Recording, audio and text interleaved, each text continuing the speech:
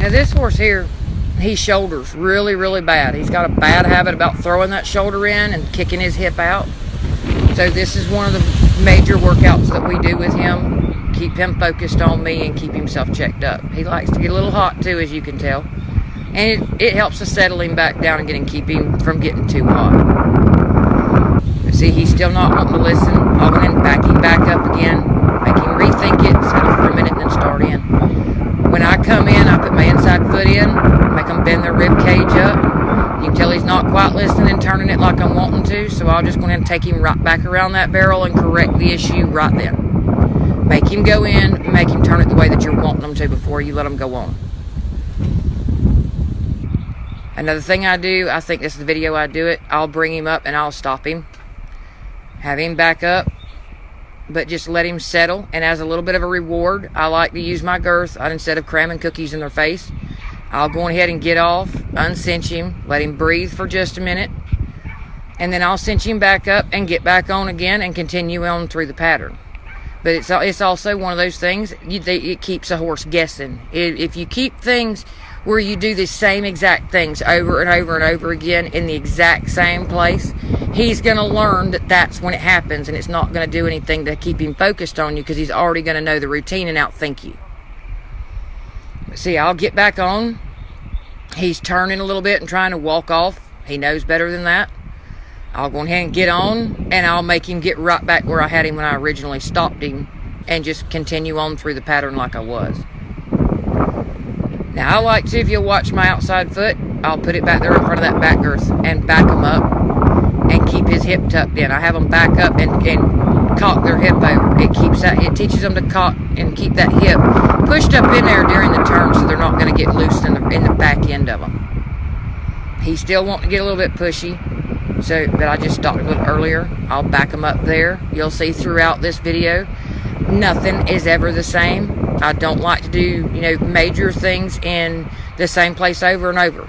Now, you will see me stop a horse, 2 strides for his pocket at, every time, basically, because that's a rate point in the pattern. Everything else, though, I always keep it random. Now, you'll see I'll bring him up. I like to drive my horses two-handed. I go in a lot further than a lot of people do, because if something was to happen and you need to move that horse back over, you still have your hands on the rein.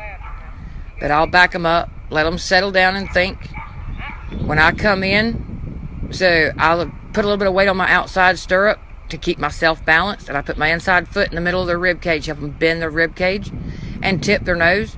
On the back side, I swap over to my outside foot, and that'll bring your front end around and get you lined up. And then if you'll put your foot just a little bit further back in the middle, you can push him over in a side pass. See here, this is more of the random stuff that I do. I'll bring him up, I'll have him stop, check up, back up, make him do rollbacks in the middle of the pattern. It keeps that horse more focused, on what you might ask at any time. And it also helps them stay where they don't get quite so pushy on the bit. Because this horse can get pretty heavy on a bit if you don't work him and keep him loose and freed up. And right there, I'll pick my head up and go to my outside foot. But he didn't really want to, he wasn't turning it like I wanted to, so I made him go ahead and lap it again and turn it correctly. See, I'll stop, make them back up. Sometimes I'll just back up and continue on, and then stop again at our rate point, make them back up, keep their hip tucked in. Other times I'll do rollbacks. It's just something to keep them focusing. There's other times, like I said before, I'll stop and uncinch the girth, let them blow for just a second, and then cinch them back up and get back on. Now, this is something that you can do, if your horse doesn't shoulder. It's a good workout. I do it with all the horses here. I do it with the training horses that I get in here. They all do this same workout. So, like I said, it keeps them freed up, and it's a good way to prevent a horse from getting a habit of dropping a shoulder. Might as well go in and train them correctly instead of them letting them develop that habit and then trying to have to fix it. This horse that you see me on this video here is a horse I did not train originally. I got this horse, and he already had a lot of holes in his training that I've been working on having to fix. So this one here, You know, he's still a work in progress of getting him to turn correctly again and stay focused. But I do this with my rodeo mare. I do this with, you know, every horse here. They all go through this workout. We've got plenty of workouts we do that a lot of times don't even include a barrel, but there's still workouts to tune their barrel pattern up and work on their turning style and developing their muscle memory to go in where they don't even have to think about how they're supposed to position that body. They automatically do it when we get to a turn. I like a horse to be soft. I don't like my horses to be leaning on the bit and pulling on me. I'd rather a horse, you know, go on ahead and be focused and light on the reins as much as possible, because I use a lot of my feet in my seat, a lot more than I do my reins. But you can see after a few times through, he's getting softer and softer. He's not quite, you know, wanting to pull on the bit quite as much. He's stopping like he should a lot quicker. See, he's kind of wanting to throw that hip just a little bit more. I'll go in and take him on back around and make him turn it correctly. And it might take 3 or 4 circles around a barrel before he does it right. So if he, you know, but I'm not going to let one give up and do it wrong. We'll keep practicing until he goes around it like he should. Now, I'm not saying get up there and make him turn a barrel 20 times. If he doesn't pick it up within 4, 5, 6 times around a barrel, just stop, let him regroup. You can get off and uncinch him, you know, let him blow, get back on. If nothing else, just walk a circle around your arena or around your pattern, something else, and then start over again. If you just keep pushing a horse over and over and over again, they're going to get bored, and it's what I've always called nitpicking. And you're just going to make your problem worse. He's going to get excited, and he's not going to want to, you know, do it right at all. So it's better just let them clear their brain. Let them, you know, walk around, focus on it, and then start again. That way you're not just making him mad where he's going to fight you.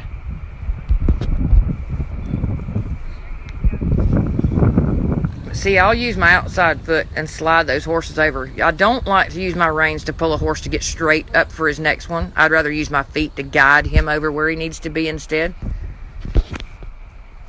You're going to save time during your run if your, you know, movements are more fluid and not jerks or snatches or pulling their head around. If you pull their head around, you're going to make them lose focus because you're pulling their head away from where they're trying to look to see where they're going.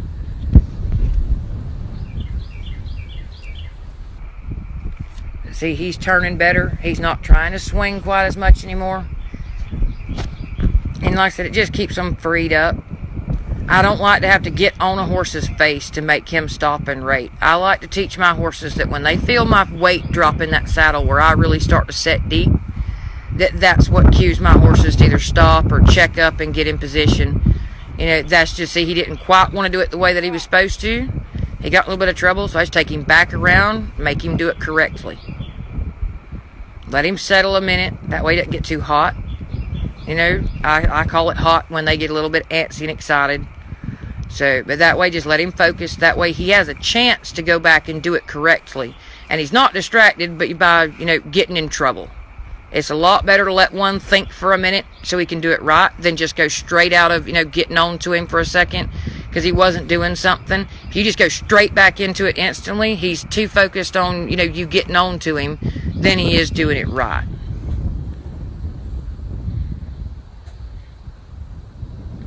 I'll make it random. I'll do this at a walk. I'll do it at a trot. I'll do it at a lope. Now, if your horse isn't able to do this, you know, at a walk, he doesn't need to be bumped up to a trot.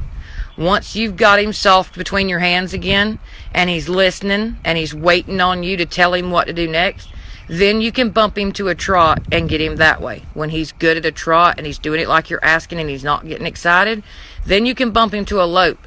But if he's not able to do this, you know, different drills and focus on you at slower speeds, he's not going to be able to do it at a faster speed. But I'll trot him through some, and then I'll take him right back down to a walk. I might go from a walk to a lope. So, you know, I just, like I said, I like to keep everything that I do random to make that horse stay focused on me. Now, sometimes, like you seen just a second ago, I might not turn the barrel, but I'll make him counter arc away from it. It's also one of those things you can really do with a horse that likes to shoulder, is to ride up and make him counter arc away from it. Make him move that front end over because your foot told him to. So when you do that, you're going to keep him freer.